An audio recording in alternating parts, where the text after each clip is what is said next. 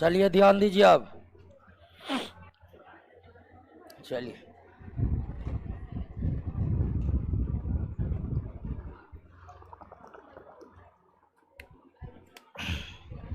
Question होगा, इसको यहाँ रखिए।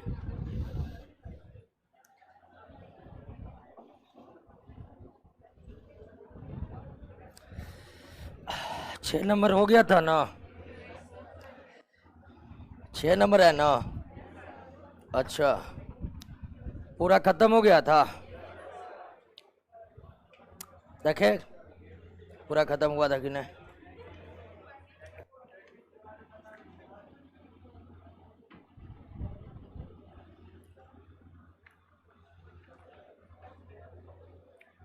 क्वेश्चन बनाते ना हैं।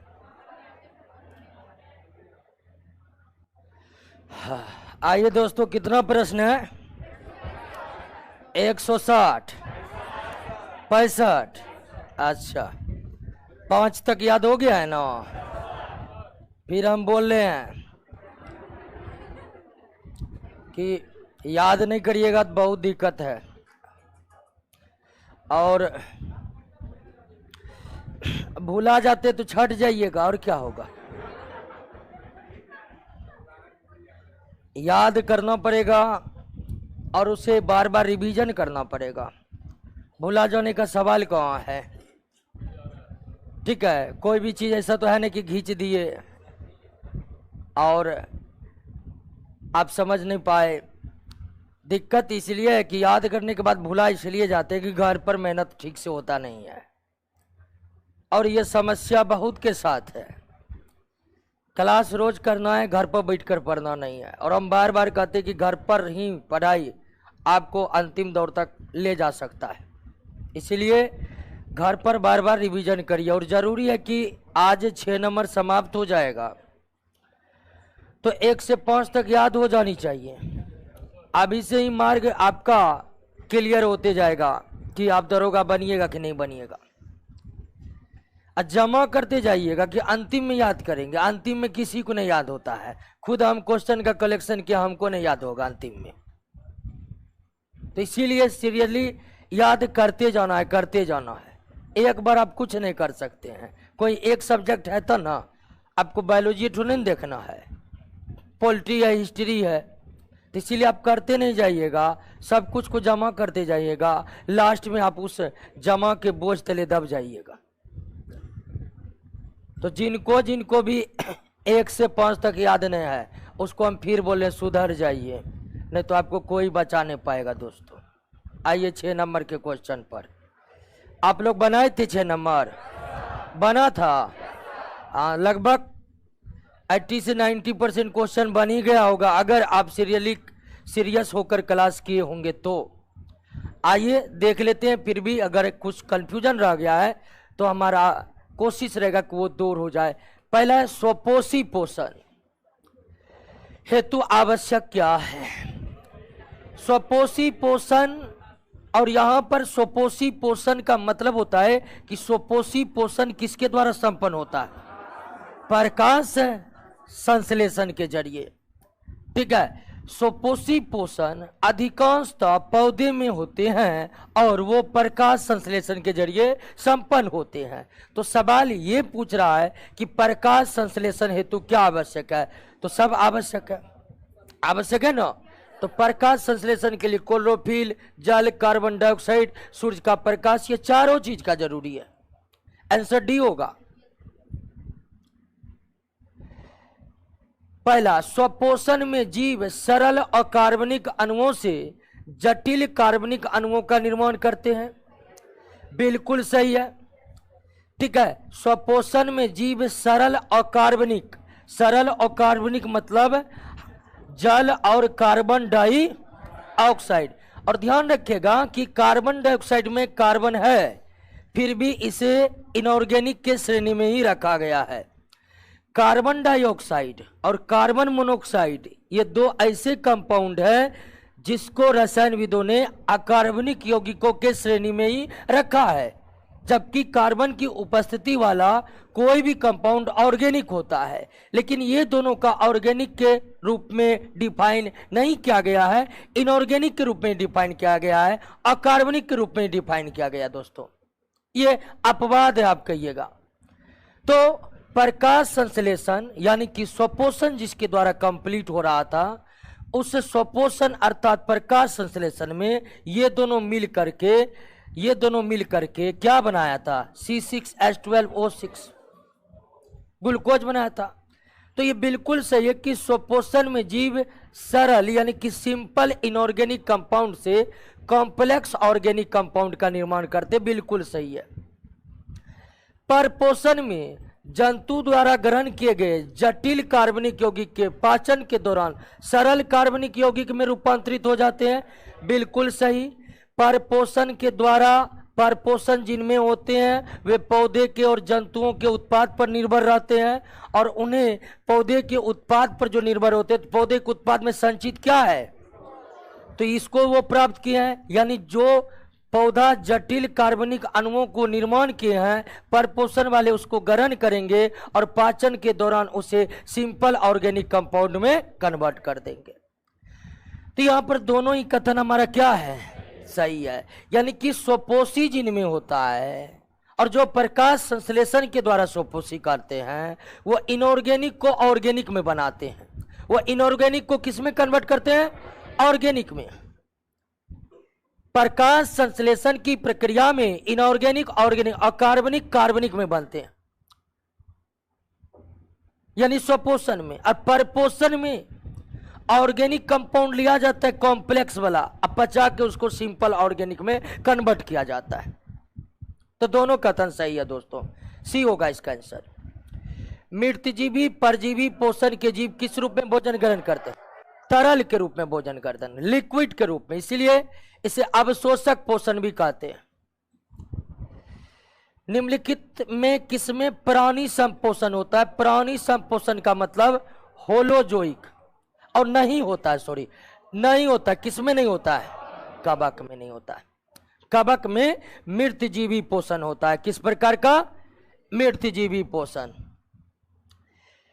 कथनों पर विचार कीजिए। पौधे प्रकाश संश्लेषण करते हैं तथा स्वपोषी होते हैं, बिल्कुल सही है। कोई भी पौधा परजीवी नहीं होता, ये गलत है। कुछ पौधे हैं जो प्रकाश संश्लेषण नहीं करते हैं या बहुत कम करते हैं, और वह दूसरे पौधे पर डिपेंडेंट रहते हैं। जैसे कीटभक्षी पौधा बहुत कम न्यून प्रकाश संश्लेषण करते हैं, अधिकांशतः वो कीटों पर निर्भर रहते हैं। एक अमरबेल का पौधा, उसमें तो जड़ होता ही नहीं है, पत्तियां पीली पीली होती है, उसमें कोई क्लोरोफिल नहीं होता है। अमरबेल का पौधा पूरी तरह से परजीवी पौधा है। तो यह बात सही है कि अधिकांश पौधे प्रकाश संश्लेषण करते हैं, लेकिन कुछ पौधे हैं जो प्रकाश संश्लेषण नहीं करते हैं या बहुत कम करते हैं और परजीवी के रूप में अर्थात दूसरे पौधे पर अपना जीवन व्यतीत करते हैं। यहां पर सही कौन है? केवल एक सही है दोस्तों। सही कौन है? केवल एक।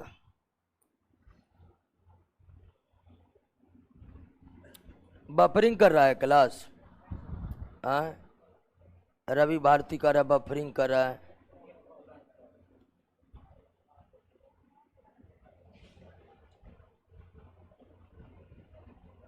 अभी यहाँ तो सही चल रहा है सब कुछ, नोटिफिकेशन नहीं भेजे थे। होता है कभी कभी, हो सकता है नोटिफिकेशन ना जाता हो। चलिए दोस्तों, यहाँ पर कोई दिक्कत नहीं है, यहाँ पर तो सब कुछ ओके ओके है। आइए दोस्तों, 5 नंबर का एक हो जाएगा। आगे आइए। अवशोषक पोषण दोनों में होता है। परजीवी भी अपना भोजन तरल के रूप में क्या करते हैं? अवशोषित करते हैं, और मृतजीवी भी अपना पोषण तरल के रूप में क्या करते हैं? अवशोषित करते। ए बी दोनों सही है दोस्तों, ए और बी दोनों में अवशोषक पोषण होगा, मृतजीवी में भी और परजीवी में भी। मृतजीवी में भी और कौन परजीवी है इसमें दोस्तों? जोंक परजीवी है। जोंक एक प्रकार का बाह्य परजीवी है। जो क्या है? यानी कि यह किसी जीव के शरीर के भीतर में नहीं बल्कि शरीर के बाहरी भागों में पाया जाता है। ठीक है, बाहरी भागों में पाया जाता है दोस्तों, इसीलिए जोंक को बाह्य परजीवी कहते हैं। प्रकाश संश्लेषण का समीकरण पूछ रहा है, कौन नंबर सही है दोस्तों? डी नंबर बिल्कुल प्रकाश संश्लेषण का है। और समीकरण संतुलित हो तो तीर का चिन्ह हटा करके हम बराबर का चिन्ह दे देते हैं। और ये समीकरण बैलेंस समीकरण है, संतुलित समीकरण है। तो प्रकाश संश्लेषण को दर्शाने वाला ये तो आपको याद ही होगा, डी नंबर है, इसमें कोई कंफ्यूजन वाली बात ही नहीं है। प्रकाश संश्लेषण के संबंध में निम्नलिखित कथनों पर विचार कीजिए। प्रकाश संश्लेषण में पौधा प्रकाश ऊर्जा को रासायनिक ऊर्जा में, बिल्कुल बिल्कुल है, सही है। रासायनिक ऊर्जा, ग्लूकोज जो बनता है, ग्लूकोज में कौन ऊर्जा है? रासायनिक ऊर्जा है, संचित ऊर्जा है उसमें, मतलब रासायनिक ऊर्जा के रूप में रासायनिक ऊर्जा जो है ग्लूकोज के अणुओं में संचित है। यह पहला सही है। प्रकाश संश्लेषण एक प्रकाश रासायनिक क्रिया है, बिल्कुल सही है यह। प्रकाश संश्लेषण एक जीव रासायनिक क्रिया, बिल्कुल यह भी सही है, क्योंकि जीवों के शरीर में होते हैं, यानी सजीवों के शरीर में होते हैं तो यह जीव रासायनिक अभिक्रिया है। प्रकाश की उपस्थिति में होते हैं तो प्रकाश रासायनिक अभिक्रिया है। ग्लूकोज बनते हैं तो प्रकाश ऊर्जा रासायनिक ऊर्जा में परिवर्तित करते हैं। सभी कथन, यहां कर कौन सा कथन सही है? उपर्युक्त में सभी होगा, उपर्युक्त में सभी सही है, उपर्युक्त में सभी सही है। 9 नंबर में थोड़ा आप सुधार कर लीजिएगा और 9 नंबर का आंसर डी होगा। प्रकाश संश्लेषण में अत्यधिक प्रभावशाली तरंगदैर्घ्य, लाल, लाल के बाद नीला, लाल के बाद दोस्तों नीला, लाल के बाद नीला। आते हैं आगे, अगला, प्रकाश संश्लेषण प्रक्रम यानी कि प्रोसेस के लिए निम्नलिखित में कौन सा कच्चे पदार्थ का मौजूद होना अनिवार्य है? तो बिल्कुल आसान प्रश्न है, उपर्युक्त सभी, उपर्युक्त सभी चाहिए। कार्बन डाइऑक्साइड चाहिए, जल चाहिए, सूर्य का प्रकाश चाहिए, क्लोरोफिल चाहिए, क्या दोस्तों सभी चाहिए कि नहीं चाहिए? प्रकाश ऊर्जा का कितना प्रतिशत उच्चतर पौधे, मतलब बड़े बड़े वृक्षों की बात हो रही है, उच्चतर पौधे द्वारा प्रकाश संश्लेषण में प्रकाश ऊर्जा का मात्र 1 से 2% यूज होता है दोस्तों, 1 से 2%, 1 से 2%। क्लियर? कोई दिक्कत? आइए नेक्स्ट पर, निम्नलिखित में कौन सा से सही है? प्रकाश संश्लेषण हेतु सूर्य का प्रकाश को होना अनिवार्य है, बिल्कुल। प्रकाश के अनुपस्थिति में तो होता नहीं है प्रकाश संश्लेषण। कृत्रिम प्रकाश में प्रकाश संश्लेषण संभव नहीं है, गलत है दोस्तों, संभव है लेकिन उसकी गति काफी धीमी होगी। तो 2 नंबर कथन बिल्कुल गलत है। कृत्रिम प्रकाश में प्रकाश संश्लेषण हो सकता है, उसकी गति बहुत धीमी होगी लेकिन। तो यहाँ पर सही है केवल 1, 2 क्या है? गलत है दोस्तों, 2 क्या है? गलत है। निम्नलिखित में कौन सा कथन असत्य है? प्रकाश संश्लेषण में ऑक्सीजन उत्पन्न होता है, बिल्कुल उत्पन्न होता है। प्रकाश संश्लेषण में एटीपी का निर्माण होता है, बिल्कुल होता है। आपको हम बताए थे शुरुआत में जो लाइट रिएक्शन होता है, लाइट रिएक्शन के अंतिम में एटीपी भी बनता है कि नहीं बनता है? ये भी सही है। प्रकाश संश्लेषण में उत्पन्न ऑक्सीजन कार्बन डाइऑक्साइड के विघटन से प्राप्त होता है, बिल्कुल गलत है। ऑक्सीजन जल के विघटन से प्राप्त होता है। लाइट रिएक्शन के दौरान जल के अणु के टूटने से ऑक्सीजन निष्कासित होते हैं, सी नंबर गलत है। प्रकाश संश्लेषण का अंतिम उत्पाद ग्लूकोज है, बिल्कुल। प्रकाश संश्लेषण में ऑक्सीजन कहां से मुक्त होता है? जल से होता है। किस रिएक्शन के दौरान, लाइट या डार्क? ऑक्सीजन किस रिएक्शन के दौरान बनते हैं? लाइट रिएक्शन के दौरान बनते हैं, यह भी याद रखना है। प्रकाश संश्लेषण का नियंत्रक कारक यानी कि लिमिटिंग फैक्टर कौन है? Carbon di. हम आपको बताए थे कि प्रकाश संश्लेषण कई बाह्य कारकों के द्वारा इफेक्टिव हो सकते हैं यानी प्रभावित हो सकते हैं, लेकिन प्रकाश संश्लेषण सबसे ज्यादा जिस बाह्य कारकों के कारण प्रभावित हो सकते हैं वो कौन है? Carbon dioxide. कार्बन डाइऑक्साइड चूंकि प्रकाश संश्लेषण को सबसे ज्यादा प्रभावित कर सकते हैं, इसलिए इसे लिमिटिंग फैक्टर कहा जाता है, नियंत्रक या सीमांत कारक कहा जाता है। पौधे द्वारा मिट्टी से अवशोषित जल का कितना प्रतिशत भाग प्रकाश संश्लेषण में? मात्र एक, लगभग 1% भाग, बहुत कम। नेक्स्ट, पृथ्वी पर अधिकांश ऑक्सीजन दोस्तों शैवालों के द्वारा उत्पादित किया जाता है, ठीक है, और शैवाल जलीय जीव है, और इस पृथ्वी पर जलीय क्षेत्र का फैलाव स्थलीय क्षेत्र के तुलना में दुगुने से भी क्या है? ज्यादा है, दुगुने से भी ज्यादा। 70% पर जल है और उस जल में क्या है? शैवाल है दोस्तों।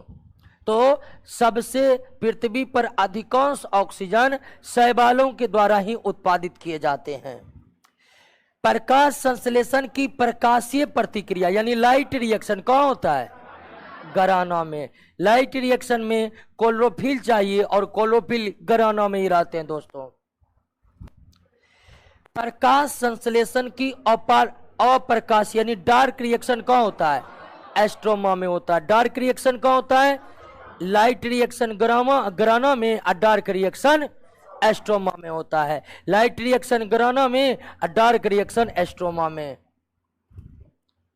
प्रकृति में ऑक्सीजन का संतुलन केवल और केवल एक विधि द्वारा, और वह क्या है?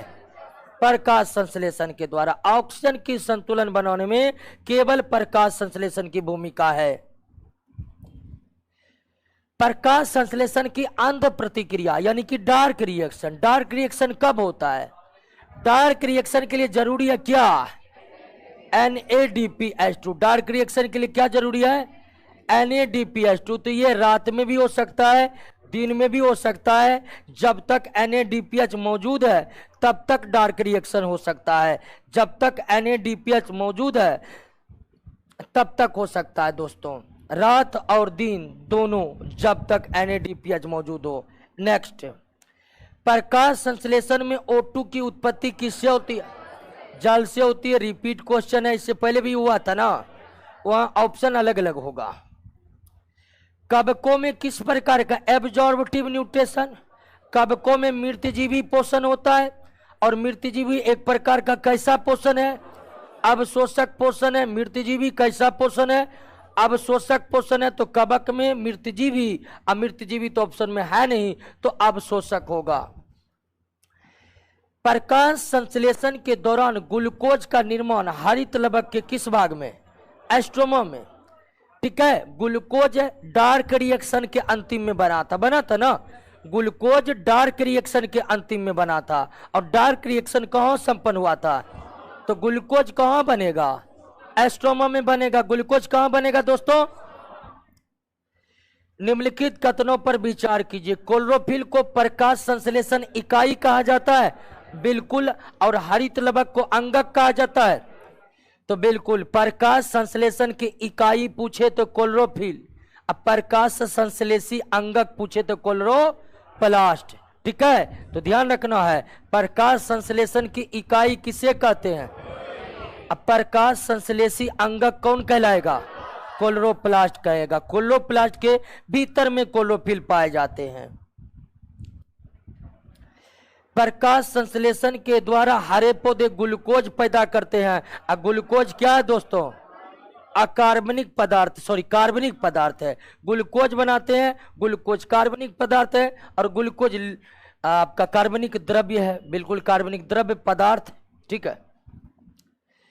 निम्नलिखित पर विचार कीजिए तो विचार देखिए आप लोग। अधिकतर पौधे लाल तरंगदैर्घ्य में सबसे अधिक प्रकाश संश्लेषण करते हैं, तथा नीली तरंगदैर्घ्य द्वितीय स्थान पर रहता है। बिल्कुल सही दोस्तों। पीली और हरी तरंगदैर्घ्य प्रकाश संश्लेषण में सबसे कम प्रभावकारी। बिल्कुल दोस्तों, दोनों ही कथन सही है, दोनों ही कथन सही है, दोनों ही कथन सही है। प्रकाश संश्लेषण में निम्नांकित में क्या नहीं होता है? दोस्तों CO2 मुक्त नहीं होता, होता है। CO2 का तो अवशोषण होता है, CO2 उपयोग किए जाते हैं। तो प्रकाश संश्लेषण में बी नंबर ऑप्शन में जो दिया गया है कि कार्बन डाइऑक्साइड का मुक्त होना, ये नहीं होता है। कार्बन डाइऑक्साइड अवशोषित होते हैं। प्रकाश संश्लेषण विधि में गैसों का आदान प्रदान किन अंगों के द्वारा होता है?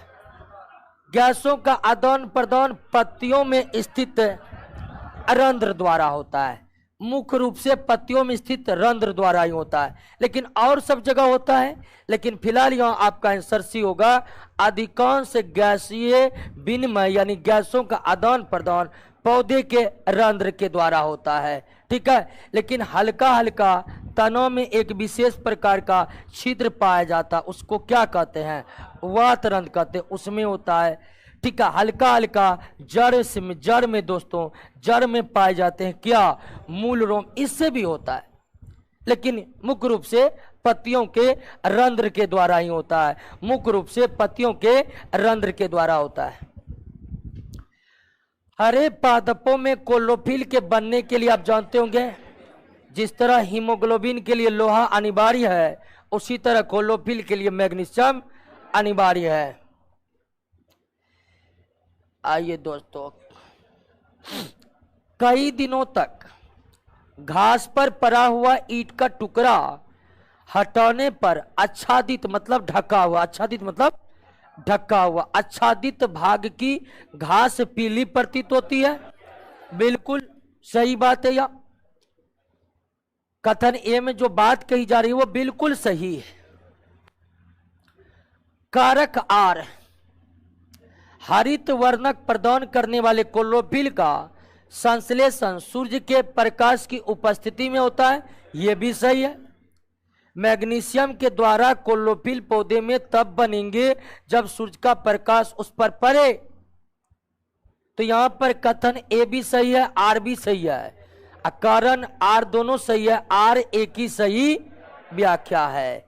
सही व्याख्या इसलिए कि जो भाग पीली हो गई है वो इसलिए कि वे सूर्य के प्रकाश से क्या हो गया है? वंचित हो गया है। दोस्तों, कौन सा एक प्रक्रम यानी प्रोसेस प्रकाश संश्लेषण में सम्मिलित है? स्थितिज ऊर्जा मुक्त होकर फ्री एनर्जी बनता है? बिल्कुल नहीं। स्थितिज ऊर्जा मुक्त होकर प्राप्तम ऊर्जा बनती है, यह प्रकाश संश्लेषण में नहीं होता है। प्राप्तम ऊर्जा स्थितिज ऊर्जा में परिवर्तित हो जाता है और संचित हो जाता है। बी नंबर देख लेते हैं, सी और डी को पढ़ लेते हैं। बी नंबर हमको सही लग रहा है। शीतल भोजन ऑक्सीकृत होना तो प्रकाश संश्लेषण में होता नहीं है, ठीक है। सी नंबर तो होगा नहीं, ए नंबर भी नहीं होगा। ऑक्सीजन ली जाती है, बिल्कुल सरासर गलत। कार्बन डाइऑक्साइड ली जाती है प्रकाश संश्लेषण में। तो सबसे सर्वश्रेष्ठ विकल्प है वो बी है। प्राप्तम ऊर्जा का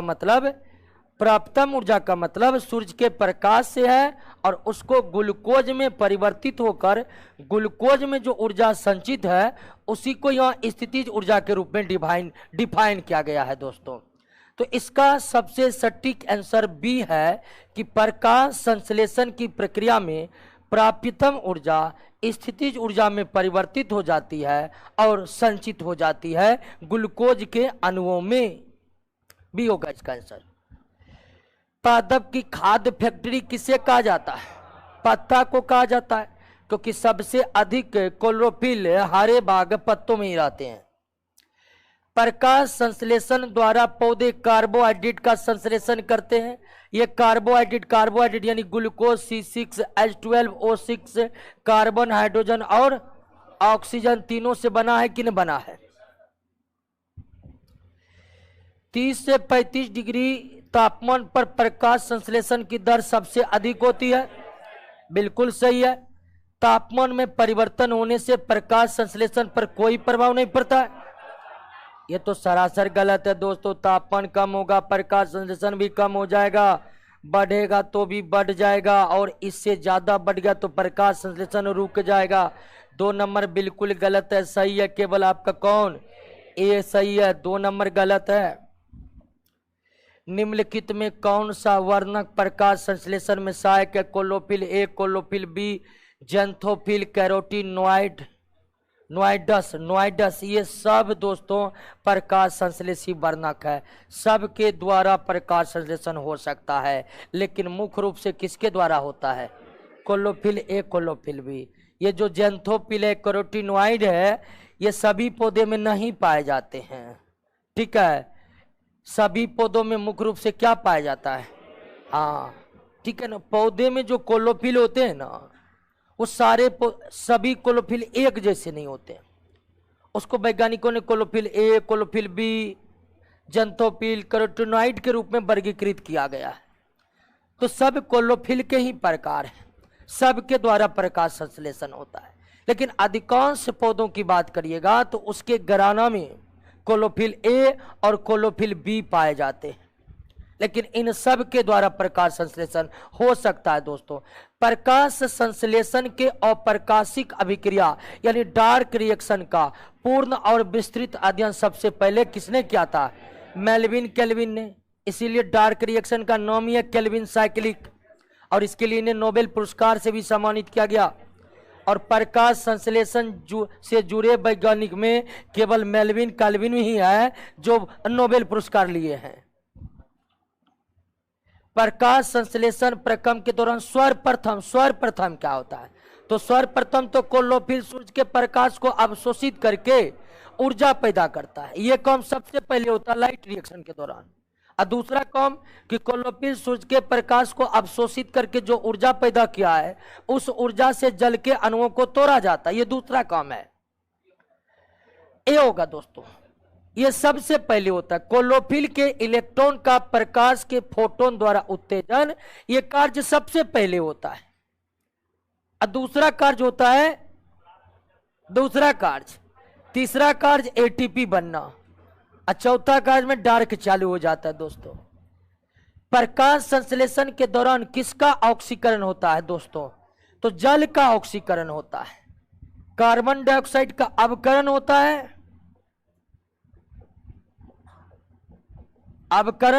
और जल का क्या होता है? और यहां पर जल का ऑक्सीकरण होता है और कार्बन डाइऑक्साइड का अपकरण। और यहां पर ऑक्सीकरण अपकरण की व्याख्या, दोस्तों, ऑक्सीकरण अपकरण की व्याख्या ढेर सारे हैं, लेकिन इलेक्ट्रॉन के आधार पर जो ऑक्सीकरण और अपकरण, ऑक्सीडेशन और रिडक्शन का जो व्याख्या होता है इलेक्ट्रॉन के आधार पर, वो ये कि अगर कोई पदार्थ इलेक्ट्रॉन का त्याग करता है तो हम कहते हैं कि उसका क्या हो चुका है? ऑक्सीडेशन हो चुका है। उसका क्या हो चुका है दोस्तों? ऑक्सीडेशन हो चुका है। और अगर इलेक्ट्रॉन का ग्रहण होता है तो हम कहते हैं उसका क्या हो चुका है? रिडक्शन हो चुका है। और इसी आधार पर दोस्तों, ठीक है, इसी आधार पर व्याख्या की गई है प्रकाश संश्लेषण में कि जल का दोस्तों क्या होता है? ऑक्सीडेशन, और कार्बन डाइऑक्साइड का क्या होता है? अपकरण। क्योंकि प्रकाश संश्लेषण के प्रोसेस में जल जो है इलेक्ट्रॉन का त्याग करता है, और कार्बन डाइऑक्साइड जो है इलेक्ट्रॉन को क्या करता है? ग्रहण करता है। ऑक्सीकरण और अपकरण, ऑक्सीडेशन और रिडक्शन की व्याख्या को परिभाषित कई तरह से किया जाता है, लेकिन ऑक्सीकरण अपकरण को परिभाषित करने का जो सबसे नवीन तरीका है वो है इलेक्ट्रॉनिक सिद्धांत के आधार पर। और इलेक्ट्रॉनिक सिद्धांत के आधार पर प्रकाश संश्लेषण का डिफिनेशन ये है कि अगर रासायनिक अभिक्रियाओं के दौरान इलेक्ट्रॉन का त्याग होता है तो वो ऑक्सीडेशन है, इलेक्ट्रॉन का ग्रहण होता है तो वो अपकरण है। नोबेल पुरस्कार किसने? दोस्तों, अभी तुरंत हम जिक्र किए थे, मेल्विन केल्विन। निम्नलिखित में कौन सा एक कारक प्रकाश संश्लेषण में सीमाकारी नहीं होगा? मतलब प्रकाश संश्लेषण को किसी भी तरह से प्रभावित नहीं करेगा। तो कौन नहीं करेगा? ऑक्सीजन। ऑक्सीजन की जरूरत ही नहीं है प्रकाश संश्लेषण में। तो ऑक्सीजन की जब जरूरत ही नहीं है तो ऑक्सीजन किसी भी तरह से प्रकाश संश्लेषण को प्रभावित कर सकता है? नहीं कर सकता है, तो ऑक्सीजन सीमाकारी नहीं होगा। प्रकाश संश्लेषण का प्रथम स्थिर यौगिक PgAl था, यही था दोस्तों, फॉस्फोग्लिसरल्डिहाइड, ये होगा फॉस्फोग्लिसरिक अम्ल होगा। ये दोस्तों डार्क रिएक्शन में प्रथम स्थिर यौगिक फॉस्फोग्लिसरिक अम्ल ही बना था और अंतिम में तो ग्लूकोज बना था। दोस्तों क्लियर है, बात समझ रहे थे? प्रकाश संश्लेषी क्रिया में बाहर क्या निकलता है? ऑक्सीजन बाहर निकलता है, कार्बन डाइऑक्साइड अंदर जाता है, हाइड्रोजन क्लोरीन का कोई यूज नहीं होता है। इस क्रिया के फलस्वरूप पौधों में ऑक्सीजन का निकास बोल दे तो ये क्या होगा? प्रकाश संश्लेषण। अब प्रकाश संश्लेषण का विपरीत श्वसन होता है। श्वसन में ऑक्सीजन का अवशोषण और कार्बन डाइऑक्साइड का निकास। अगर पूछ दे कि जीवों में प्रकाश संश्लेषण की ठीक उल्टी प्रक्रिया कौन होती है?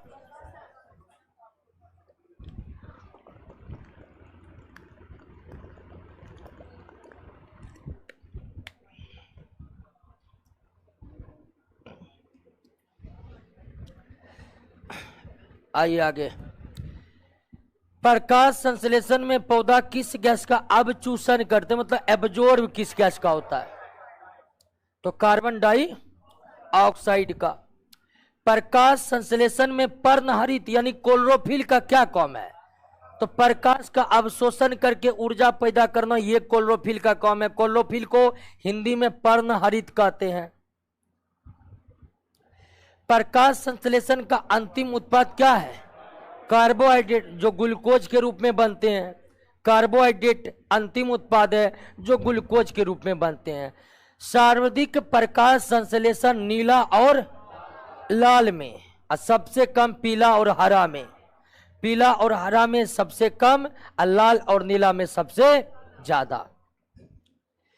क्लोरोफिल में कौन सा तत्व उपस्थित होता है? मैग्नीशियम।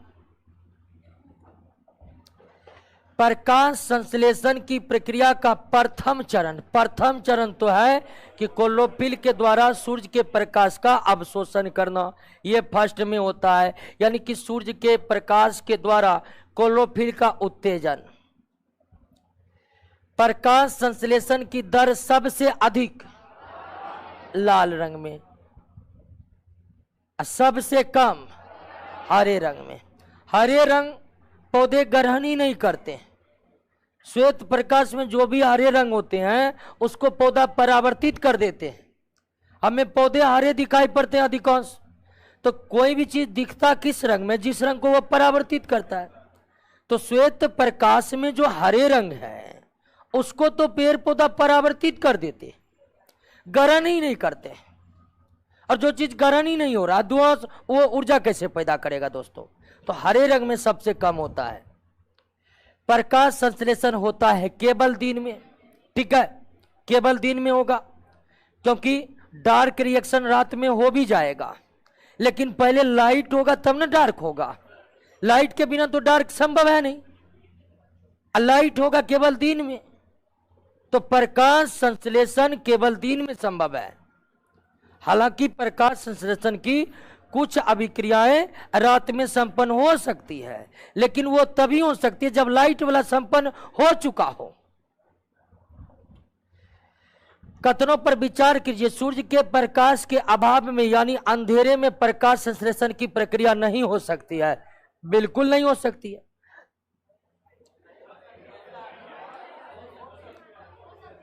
सही है, सही है, सही है। सूर्य के प्रकाश के अभाव यानी अंधेरे में प्रकाश संश्लेषण नहीं हो सकता, सही है। प्रकाश संश्लेषण के पूर्ण क्रियाविधि में प्रकाश की आवश्यकता नहीं पड़ती, यह भी सही है। डार्क रिएक्शन में नहीं पड़ती है। तो दोनों कथन यहां पर क्या है? सही है। हरे रंग का पदार्थ, हरे रंग का पदार्थ पूछ दे तो क्या आंसर देना है? क्लोरोफिल। और अंगक पूछ देगा तब तो पदार्थ के बारे में पूछ दे कि हरे रंग का पदार्थ, तो वो कोलोफिल होगा। ऑक्जेनोमीटर के द्वारा पौधे के वृद्धि को मापा जाता, ऑक्जेनोमीटर के द्वारा पौधे के वृद्धि को मापा जाता है। प्रकाश संश्लेषण के संदर्भ में निम्नलिखित कथनों पर विचार कीजिए। प्रकाश संश्लेषण की क्रिया द्वारा कार्बोहाइड्रेट तथा ऑक्सीजन गैस बनती है, बिल्कुल सही है। पत्तियों के अलावे पादप के दूसरे हरे भाग में भी प्रकाश संश्लेषण होता है, बिल्कुल। जो भाग हरा है वह क्लोरोफिल है, और जहां क्लोरोफिल है वह प्रकाश संश्लेषण होगा। इसका आंसर क्या हो जाएगा दोस्तों? सी हो जाएगा। कृत्रिम प्रकाश में प्रकाश संश्लेषण हो सकता है, यानी कृत्रिम प्रकाश प्रकाश संश्लेषण का कारण हो सकता है। कुछ वनस्पति जातियां कीटाहारी होती है, क्यों? क्योंकि वे नाइट्रोजन न्यून मृदा में उगने के लिए अनुकूलित होते हैं। कीट भक्षी पौधा हमेशा केवल उसी मिट्टी में उगते हैं जिनमें नाइट्रोजन की कमी रहती है, इसलिए पर्याप्त नाइट्रोजनी पोषण प्राप्त करने के लिए वे कीटों पर निर्भर रहती है। तो बी होगा इसका आंसर, ठीक है। लार की प्रकृति क्या होती है? क्षारीय होती है। लगता है पौधों का इलाका समाप्त हो चुका है, ठीक है। पैरामिक्सो विषाणु द्वारा होने वाला मम्स या गलसुआ रोग पैरोटिड लाल ग्रंथि को, किसको? पैरोटिड लाल ग्रंथि को ग्रसित करती है। टाइलिन एंजाइम कहां पाया जाता है? लार में पाया जाता है। लाइसोजाइम भी किसमें पाया जाता है? लार में। मुखगुआ में कितनी जोड़ी लार ग्रंथि? 3 जोड़ी लार ग्रंथि। लार में कौन सा एंजाइम? दोनों। अब लग रहा है कि नहीं, सब बोल रहा है। प्रकाश संश्लेषण के क्वेश्चन में चुप्पी साध लेते सब ना, ठीक है। तो प्रकाश संश्लेषण तो बड़ी डिटेल में पढ़ाए थे, प्रकाश संश्लेषण समझ गए थे ना।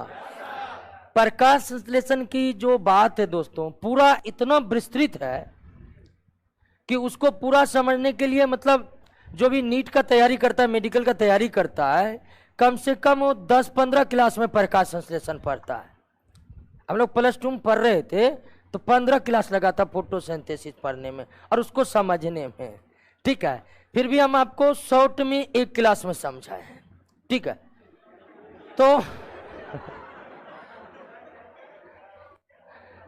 तो प्रकाश संश्लेषण समझ गए ना? और नहीं तो आप क्वेश्चन याद कर लीजिएगा, ठीक है। क्वेश्चन याद कर लीजिएगा। प्रकाश संश्लेषण से संबंधित इतने क्वेश्चन कलेक्ट करके आपको दे दिए हैं कि उससे बाहर जाएगा नहीं, और जाएगा तो कौन बनाएगा? आइए दोस्तों, निम्नलिखित पर विचार कीजिए। भोजन का पाचन मुख गुहा से ही शुरू होता है, सही है। सर्वप्रथम भोजन के कार्बोहाइड्रेट अवयव का पाचन, बिल्कुल। सर्वप्रथम लार के टाइलिन एंजाइम के द्वारा स्टार्च का पाचन हुआ था। स्टार्च एक प्रकार का क्या है? दोनों सही है, दोनों। निम्नलिखित में कौन कथन असत्य है? देख लेते हैं। लार भोजन के अम्लीयता को नष्ट कर उदासीन बनाता, बिल्कुल सही। लार में उपस्थित टाइलिन एंजाइम भोजन में उपस्थित मंड को अंग्रेजी में स्टार्च कहते हैं। स्टार्च माल्टोज में कंप्लीट हुआ था ना। भोजन में उपस्थित समस्त मंड का पाचन मुख गुहा में नहीं, मात्र 30%। तो ये जो है कि समस्त मंड का पाचन, मंड को अंग्रेजी में स्टार्च कहते हैं, समस्त का तो नहीं हुआ था, 30% का हुआ था, तो सी होगा। दांत के किस हिस्से में रुधिर वाहिनी संयोजी उत्तक तथा तंत्रिका सूत्र भरी रहती है? मज्जा गुहा में। पल्प कैविटी, अंग्रेजी में क्या कहते हैं? Pulp cavity. मुख गुहा में कितने प्रकार के दांत? 4 प्रकार के दांत। मुख गुहा में किस प्रकार का दांत सबसे कम? कैनाइन। नीचे में 2, ऊपर में 2, मात्र कितना? तो सबसे कम दांत कैनाइन और सबसे ज्यादा मोलर। दांत का अधिकांश हिस्सा कौन तैयार करता है? दंतास्थि को अंग्रेजी में डेंटाइन कहते हैं। क्या कहते हैं? दांत के ऊपरी भाग में स्थित कैल्शियम फॉस्फेट का परत को क्या कहते हैं? एनामेल कहते हैं। एनामेल कहते हैं। निम्नलिखित दांत का ऊपरी परत एनामेल है, बिल्कुल सही है। एनामेल मानव शरीर का कठोरतम भाग है, यह भी सही है। एनामेल मुख्य रूप से कैल्शियम लवणों का बना होता है, बिल्कुल सही है। कैल्शियम फॉस्फेट कैल्शियम का लवण ही है। एनामेल के स्वस्थ विकास हेतु फ्लोरीन जरूरी है, बिल्कुल जरूरी है। ठीक है, फ्लोरीन अगर कम होगा फ्लोरोसिस हो जाएगा। तो सभी का सभी कथन क्या है? सही है। जीभ पर उपस्थित पेपिला में, किस पेपिला में स्वाद कलिका नहीं होता है? कौन? फिलीफॉर्म, जो बीच में होते हैं उसमें नहीं होता है। जीभ के अग्रभाग, अग्रभाग में, और ये तीनों पार्श्व, ये पिछला भाग में। अग्रभाग में तीखा और मीठा, और सबसे पिछले भाग में तीखा। ये बताए थे आपको। ये पूरा जीभ है। इधर क्या दोस्तों? इधर भी मीठा, इधर भी मीठा, और उसके बाद क्या? नमकीन, और उसके बाद खट्टा। इधर भी नमकीन, और इधर सबसे लास्ट में, बीच में कोई स्वाद कलिका है नहीं। तो अग्रभाग में मीठा, मीठा के बाद नमकीन, खट्टा, सबसे लास्ट में, अब बीच में कोई स्वाद कलिका है। मुख गुहा के बाद क्या होता है? गरस नहीं होता है। ठीक है। अग्रास नली को आइसोफेगस, अग्रानी को डुडेनम। चलिए, कभी कभी भोजन जल्दी जल्दी खाते समय बात करने से खांसी उठती है। इसका कारण क्या है? भोजन का श्वास नली में फंस जाना ही इसका कारण है। जठर ग्रंथि अमाशय में पाया जाता है। अमाशय प्रोटीन पाचन का प्रमुख स्थान है। अमाशय में पेप्सिन एंजाइम के द्वारा मुख्य रूप से प्रोटीन अवयव का पाचन है। तो अमाशय प्रोटीन पचाने का प्रमुख स्थान है दोस्तों। पेप्सिन एंजाइम किस में रहता है? जठर रस में रहता है। पेप्सिन एंजाइम कहाँ रहता है दोस्तों? अमाशय के जठर ग्रंथि में स्रावित होने वाला जठर रस में सब पाया जाता है। जठर रस गैस्ट्रिक जूस में HCl भी, पेप्सिन भी, म्यूकस भी, हल्का सा गैस्ट्रिक लाइपेज भी। अमाशय की दीवार तथा जठर ग्रंथियां हाइड्रोक्लोरिक अम्ल से अप्रभावित रहते हैं। क्यों? बता सकते इसका आंसर क्या होगा? ए, म्यूकस अमाशय की दीवार को सुरक्षित रखते हैं। बेहतर दोस्त, पेप्सिन बदल देता है। पेप्सिन प्रोटीन को पेप्टोन, पॉलीपेप्टाइड और किसमें बदलता है? प्रोटीओजेज में बदलता है। प्रोटीओजेज में बदलता है दोस्तों। पेप्सिन एंजाइम प्रोटीन को पेप्टोन, पॉलीपेप्टाइड और प्रोटीओजेज में बदलता है। तो निश्चित तौर पर इसका आंसर जो सर्वश्रेष्ठ है वो बी नंबर है। होगा कि नहीं होगा? लार किसके पाचन में? स्टार्च यानी कार्बोहाइड्रेट। पेप्सिन एक प्रकार का क्या है? एंजाइम है जो जठर रस में रहते हैं और प्रोटीन को पचाते हैं। प्रोटीन का पाचन कहां से प्रारंभ होता है? उधर को अंग्रेजी में लिख लीजिए, क्या? एस्टोमैक से प्रारंभ होता है। एस्टोमैक से प्रारंभ होता है। खट्टे स्वाद के लिए पार्श्व भाग में, खट्टे नमकीन के लिए पार्श्व भाग, खट्टे नमकीन के लिए पार्श्व भाग, मीठा के लिए अग्र भाग, तीखा के लिए तो पार्श्व मतलब बगल। नमकीन भी पूछेगा कि नमकीन स्वाद के लिए तो भी आंसर क्या होगा? पार्श्व। मीठा के लिए अगले। अब मध्य भाग में कुछ भी। डायस्टेज एंजाइम का स्रोत क्या है? लार ग्रंथि। अब डायस्टेज एंजाइम तो नहीं पढ़ाए थे, तो दोस्तों इसको याद कर लेना है, कुछ क्वेश्चन जो है डायरेक्ट याद कर लेना है। डायस्टेज एंजाइम कुछ नहीं समझना, लार में रहता है, ठीक है। हाँ, तो लार ग्रंथि में यह पाया जाता है दोस्तों। पेप्टिक अल्सर, पेप्टिक अल्सर बताइएगा, अमाशय। पेप्टिक नहीं, अल्सर भी देगा तो अमाशय। किस छिद्र द्वारा ग्रसनी ग्रास नली से जुड़ा रहता है? तो गुलेट। और ग्रसनी श्वास नली से किससे जुड़ा रहता है? ग्रसनी ग्रास नली से भी जुड़ा रहता है और ग्रसनी श्वास नली से भी जुड़ा रहता है। गुलेट द्वारा ग्रास नली से और ग्लोटिक्स द्वारा श्वास नली से जुड़ा रहता है दोस्तों। क्लियर? शिशुओं के दूध को थक्का बनाने के लिए रेनिन, शिशुओं के दूध को थक्का बनाने के लिए निम्नलिखित में कौन एक सत्य नहीं है? पर ये तो आप लोग पता लगाए सत्य कौन नहीं है।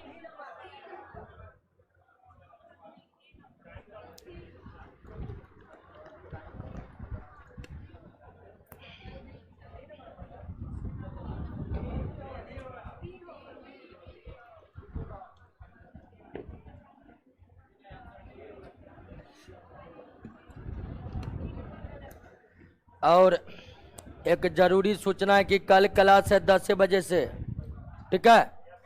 कल का क्लास आपका 10 बजे से रहेगा पॉलिटी का। सोचे बोल देते याद आ गया, नहीं तो लास्ट में हम भूल जाते हैं क्या। 92 नंबर मनुष्य के सी नंबर। अच्छा, एक एक पर। मनुष्य के अमाशय में प्रतिदिन 3 लीटर जठर रस, सही है।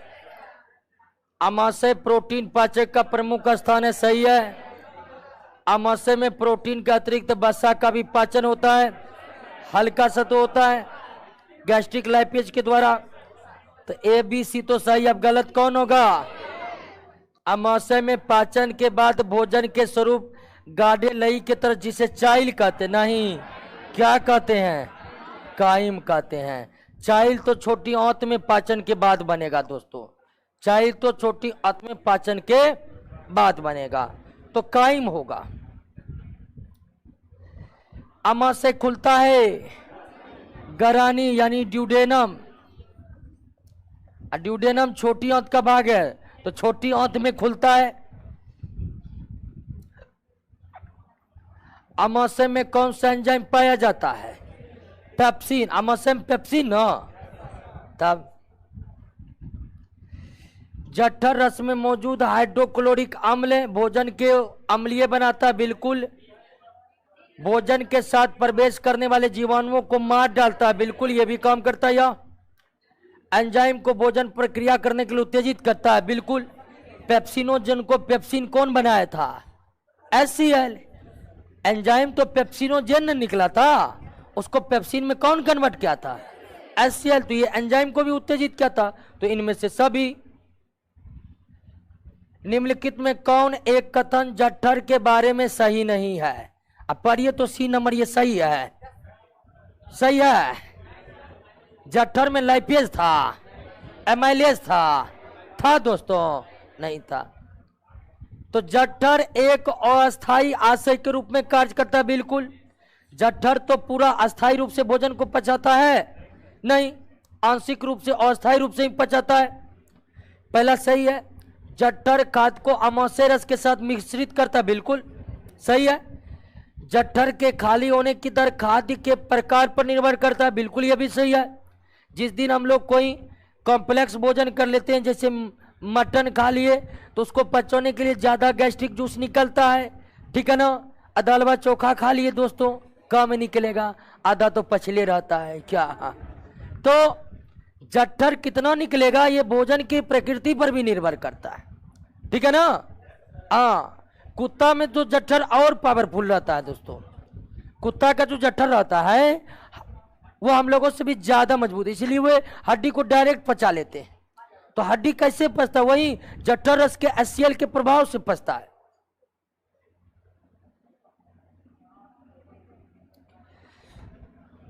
ओके, दीपेन का पौना रहा उठाइए। तो मनुष्य पूरे जीवन काल में कितने दांत 2 बार विकसित होते हैं?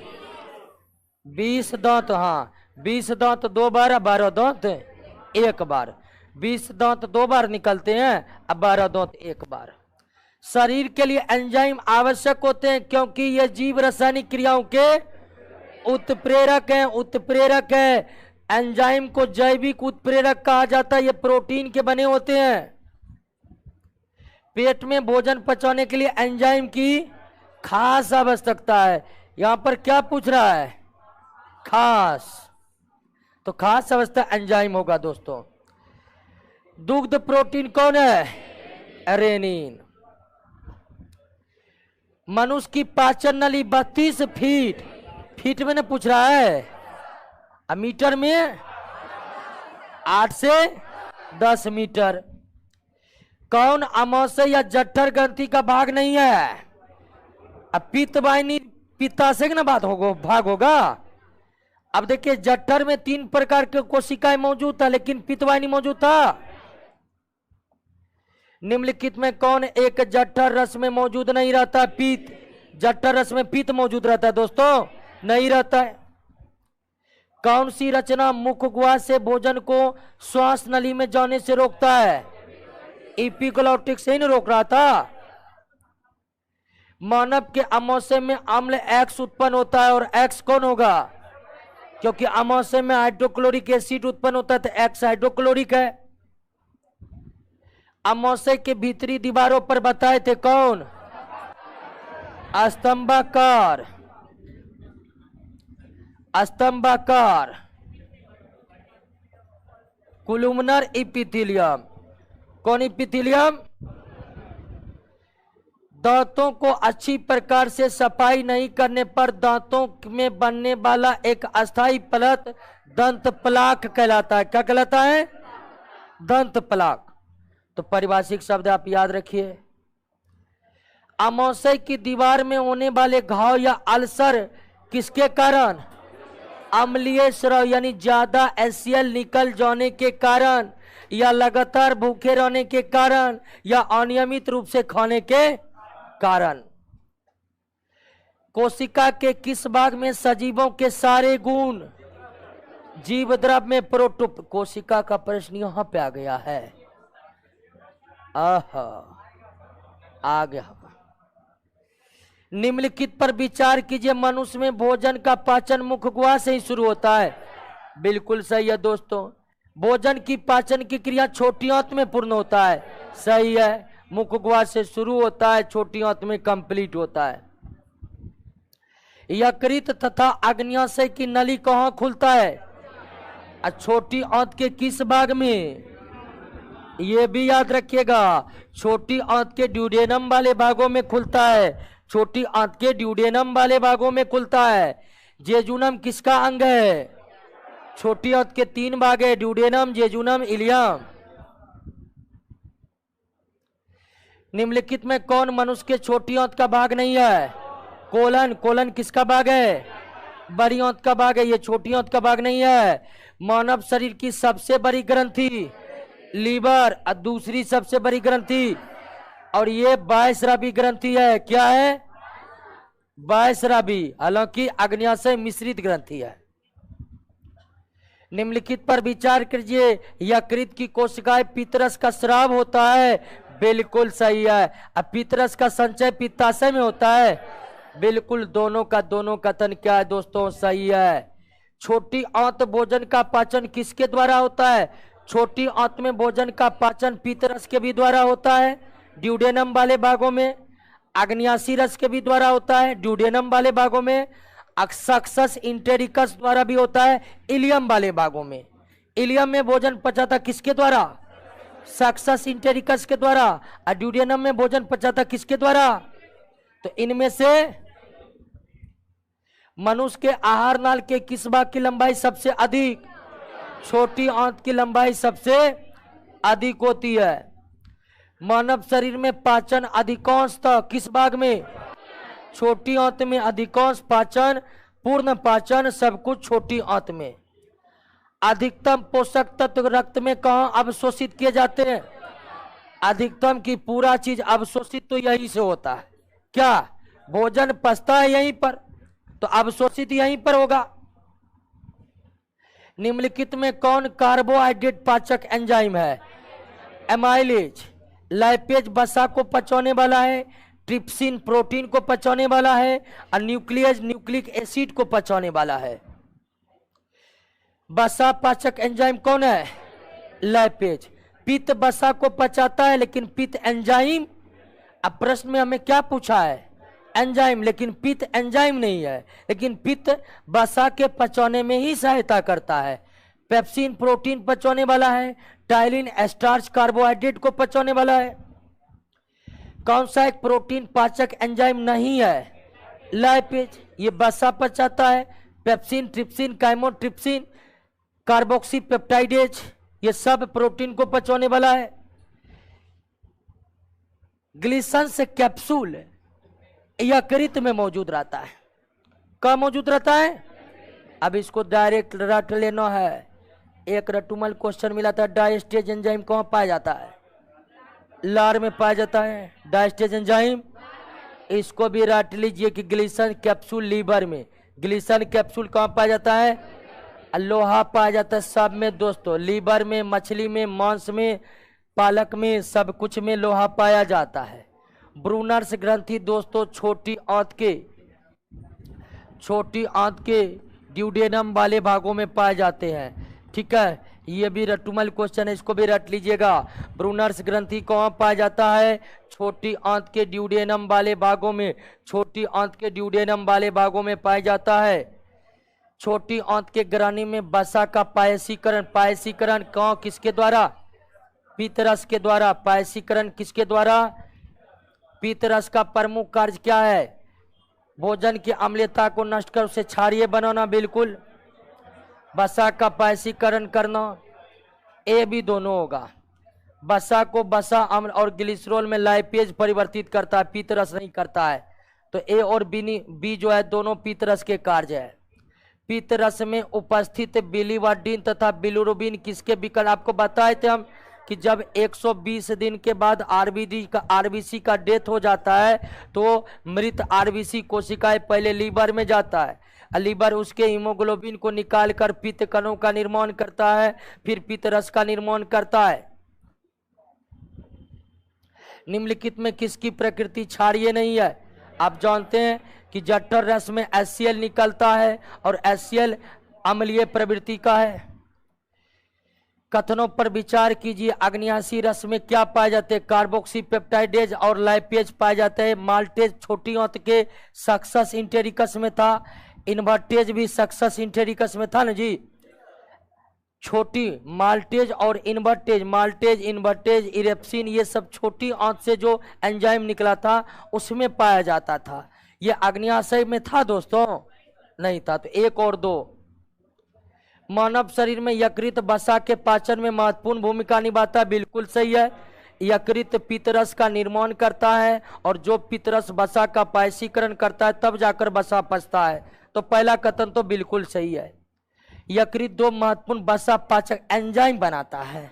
लीवर एंजाइम बनाता है। लीवर वसा के पाचन में महत्वपूर्ण भूमिका पीतरस को निर्मित करके करता है, न कि एंजाइम। ये आर गलत है, यानी ए सही है, लेकिन आर लीवर के द्वारा कोई एंजाइम नहीं बनाया जाता है, बल्कि लीवर के द्वारा वसा को पचाने के लिए पीतरस बनाया जाता है। पचे हुए भोजन में मौजूद विषैले पदार्थ का कौन सा अंग चूषण कर लेता है? लीवर। कौन सा अंग मानव शरीर में ग्लाइकोजन के रूप में कार्बोहाइड्रेट जमा करता है? आपको बताया कि जमा वही होगा जो गोदाम होगा, और गोदाम की भूमिका किसका है? लीवर का है। कौन सा मानव अंग शरीर में बनने वाले विषैले अमोनिया को यूरिया में बदलता है? यकृत, लीवर। और अमोनिया कहां से आता है? लीवर उसे यूरिया में क्यों बदलता है? इसका जिक्र हम उत्सर्जन वाले चैप्टर 10वें नंबर में करेंगे डिटेल में। कौन सा कथन सही है? यूरिया यकृत में उत्पन्न होता है दोस्तों, यही सही है, बाकी सब गलत है। ठीक है, यूरिया यकृत में उत्पन्न होता है और सब गलत है। यकृत का द्रव्यमान लीवर का 1.5 किलो। क्या हुआ? आइए दोस्तों, यकृत का कार्य देखिए तो कौन कौन कार्य होगा, क्या कर रहे हैं।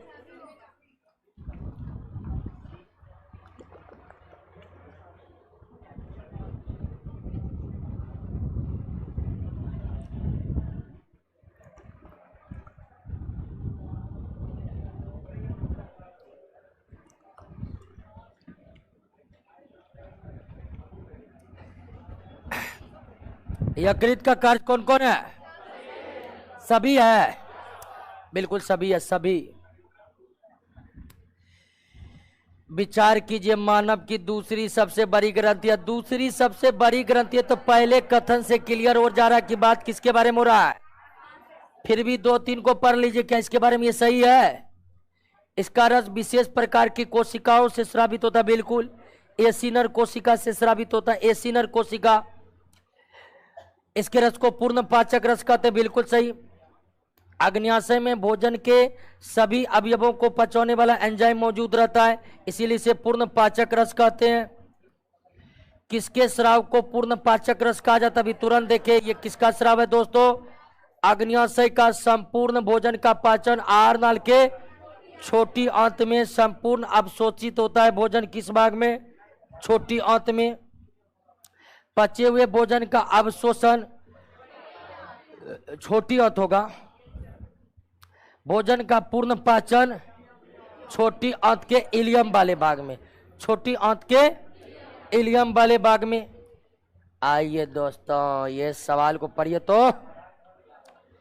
पचे हुए भोजन का अवशोषण छोटी आंत के इलियम भाग में मौजूद भिलाई द्वारा होता है। सही है, बिल्कुल सही है दोस्तों, बिल्कुल सही। अवशोषित भोजन भिलाई में मौजूद रक्त कोशिकाओं के रक्त में मिल जाते हैं, बिल्कुल सही है दोस्तों। अवशोषित भोजन रक्त संचार द्वारा शरीर के विभिन्न भागों में वितरित हो जाते हैं, सही है, और सबसे पहले लीवर में जाते हैं। सभी के सभी कथन सही है। वसा का पाचन जिस अंग में पूर्ण होता है, अब वसा के नहीं, प्रोटीन ले लीजिए, कार्बोहाइड्रेट लीजिए, सब कुछ का पाचन कहाँ पूर्ण होता है? छोटी आंत में। वसा ही नहीं बल्कि हर एक भोजन के अवयव छोटी आंत में ही पचते हैं पूरी तरह से। पाचन की क्रिया में प्रोटीन निम्नलिखित किस पदार्थ में बदल जाते हैं? प्रोटीन अमीनो अम्ल में। पाचन की क्रिया के उपरांत कार्बोहाइड्रेट ग्लूकोज, फ्रक्टोज, गैलेक्टोज में बदलता है, बिल्कुल सही है। वसा, वसा अम्ल और ग्लिसरॉल में, बिल्कुल सही है। प्रोटीन अमीनो अम्ल में, बिल्कुल सही है। कौन सा एक सही नहीं है पता लगे तो आप लोग, कौन सही नहीं है? बड़ी आंत में कोई एंजाइम नहीं निकलता है, बिल्कुल सही है। बड़ी आंत में बिना पचे हुए भोजन को अस्थायी रूप से संचित रखता है, बिल्कुल सही है। बड़ी आंत के छोटी आंत की तुलना में अधिक लंबी, अधिक चौड़ी होती है, लंबी नहीं। बड़ी आंत अधिक चौड़ी होती है छोटी आंत की तुलना में, ना कि लंबी। ये सरासर गलत है दोस्तों। सीकम तथा अपेंडिक्स ये अवशेषी अंग है जो कहां पाया जाता है? बड़ी आंत में पाया जाता है दोस्तों। निम्नलिखित में कौन सा कथन असत्य है? पर ये कौन सा कथन असत्य है?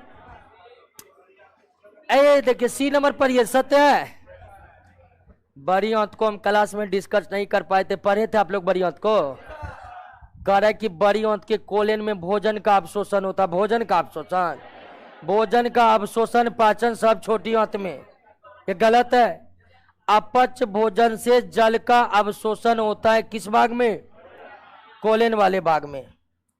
मनुष्य के मल में सर्वाधिक रहता है क्या? जल रहता है दोस्तों। विटामिन के का संश्लेषण करने वाला बैक्टीरिया किसमें रहता है? कोलेन में रहता है। कोलेन में कुछ खास प्रकार का बैक्टीरिया रहता है, लाभदायक बैक्टीरिया, जो हमारे शरीर में विटामिन के का निर्माण करवाता है। निम्नलिखित में कौन हार्मोन पित्ताशय को पित्त निकालने हेतु उत्तेजित करता है? कोलिसिस्टो, कुछ हार्मोन भी है, पढ़े थे? सेक्रेटिन किसको उत्तेजित करता है? अग्न्याशय को। काइल कोई हार्मोन नहीं है। इंटेरोग्रेस्टोन का कम है, जठर ग्रंथि से जठर रस को कम यानी ज्यादा निकल रहा है तो उसको कम करवाना। मानव शरीर में क्षुद्रांत यानी छोटी आंत के 3 रचनात्मक भागों की लंबाई, तो ये होगा शेषांत, मध्यांत्र और हास्य क्रम, मतलब घटते क्रम ना। तो शेषांत्र को अंग्रेजी में इलियम कहा जाता है। तो इलियम से छोटा जेजुनम और सबसे छोटा ड्यूडेनम। तो ये एकदम विशुद्ध हिंदी नाम है दोस्तों इसका। तो आप अंग्रेजी नाम लिख लीजिए, इलियम सबसे बड़ा, उससे छोटा जेजुनम और सबसे छोटा ड्यूडेनम। ड्यूडेनम को हिंदी में ग्रानी कहते हैं। क्लियर?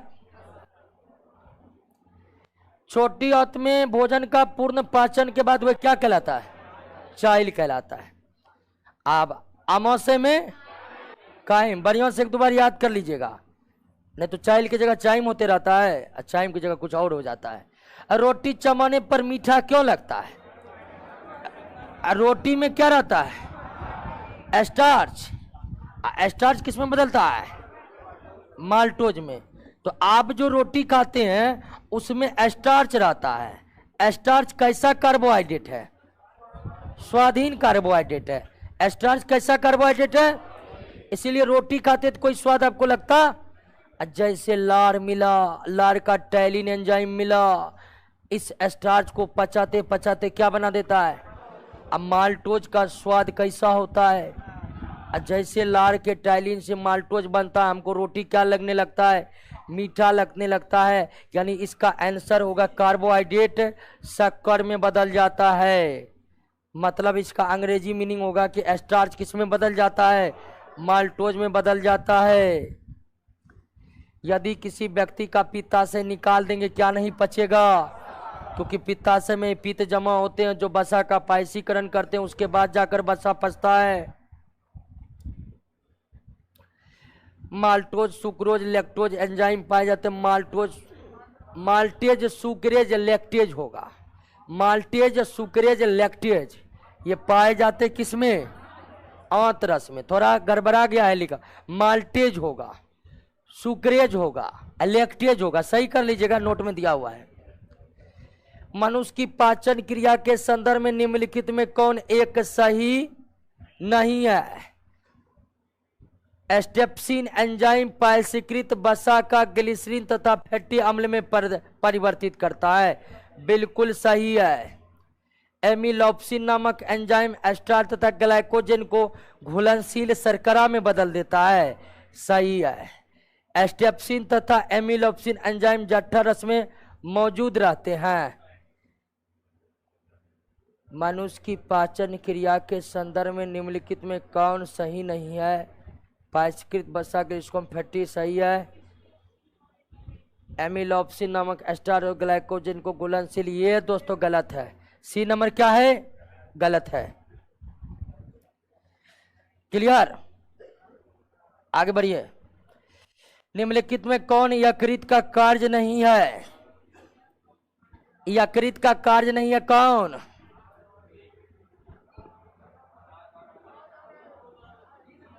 ये देखिए, जल का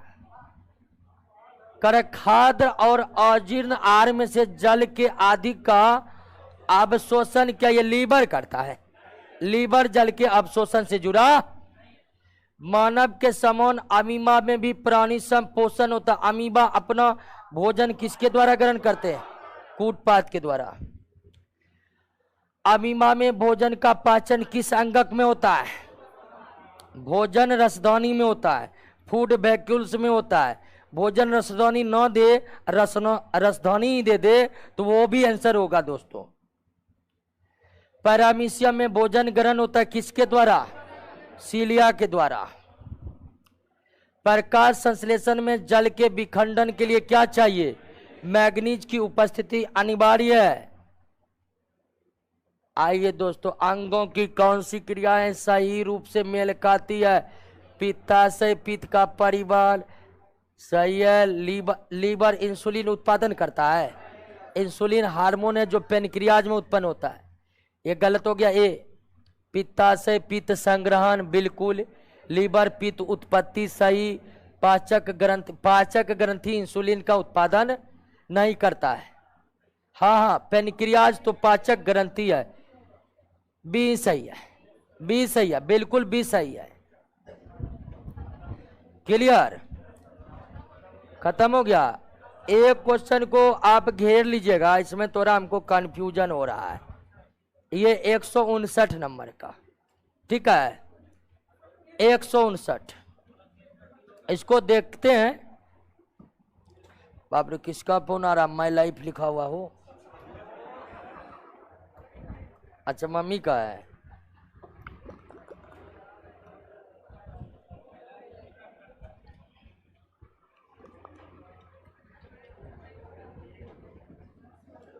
हो गया दोस्तों। अब बहुत जिसको दरोगा से ज्यादा मोहब्बत नहीं है, वो अभी दशहरा मना रहा है। उसको लग रहा है कि दशहरा इसी साल होगा, अगला साल तो कैंसिल होगा। ठीक है, नहीं नहीं, कोई भी पर्व त्योहार आता है, कुछ लोग इतना मशगूल होता है कि जो है सो यही है, अगला साल तो होगा ही नहीं। दोस्तों, पर्व हर एक साल होते हैं। दरोगा का बहाली परीक्षा हर एक साल नहीं होगा। ठीक है, तो पर्व का मजा लीजिए, लेकिन सीनियर आदमी के जैसा ना मजा लीजिएगा कि बच्चा जैसे पंडाल में दौड़ रहे हैं। ठीक है, तो आराम से घूमना फिरना एकदम पढ़ते रहना है। बायोलॉजी का 6 चैप्टर समाप्त हो गया है और 6 चैप्टर का क्वेश्चन आपके होंठ पर रहना चाहिए। ठीक है, तो कल आपका क्लास 10 बजे से होगा। कितने बजे से? 10 बजे से। तो मिलिए अगले क्लास में। कल 10 बजे से रोशन सर का क्लास है।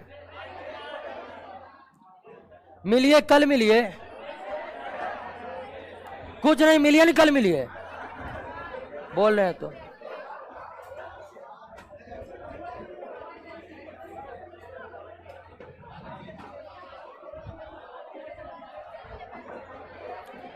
चलिए, ऑनलाइन वाले सब Krishna Singh only, double star, Manikant Kumar,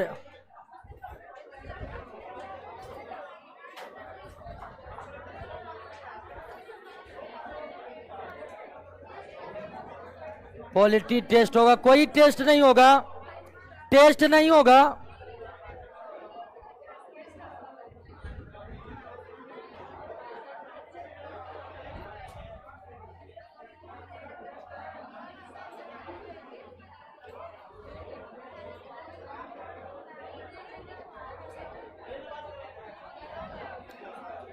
appendix अब्सेसी अंग है दोस्तों, उसका कोई कार्य नहीं है, उल्टे वो हानि करता है। आज टेस्ट था, पता नहीं शायद टेस्ट कैंसिल हो गया होगा।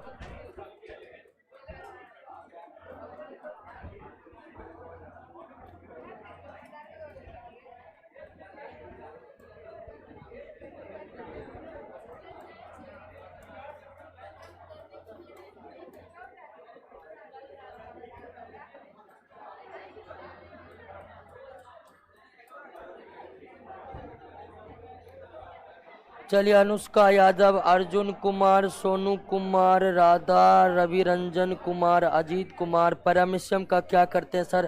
पैरामीशियम के बारे में तीसरा चैप्टर में नहीं पढ़ाए थे कि पैरामीशियम में सीलिया होता है, एक कोशिकीय जीव है, होलोजोइक न्यूट्रिशन होता है। पोल्ट्री का टेस्ट है सर जी? नहीं है पोल्ट्री का टेस्ट। किसी भी चीज का नोट अंग्रेजी माध्यम में नहीं है हमारे पास दोस्तों, किसी भी चीज का नोट्स नहीं है। अजीत कुमार, ग्लाइकोजन क्या है?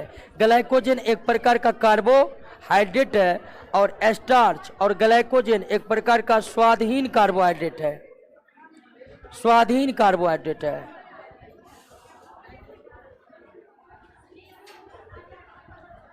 दोस्तों छुट्टी तो होगा ही, छुट्टी होगा तो आपको बताएंगे।